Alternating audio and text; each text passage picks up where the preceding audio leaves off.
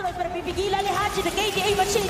Buhay pa rin ang side ng Blacklist. And it is what it is as Echo will go for the tower ng Sikaw, mga Hindi natin in-expect na ganito ang magiging takbo ng torneo. Ano yung goal mo this season?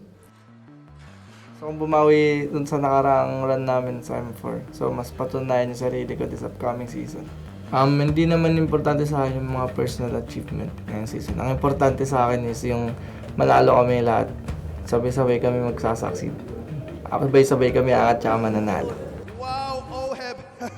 Headshot! Bagong timpla kasi yung nangyari yung season eh.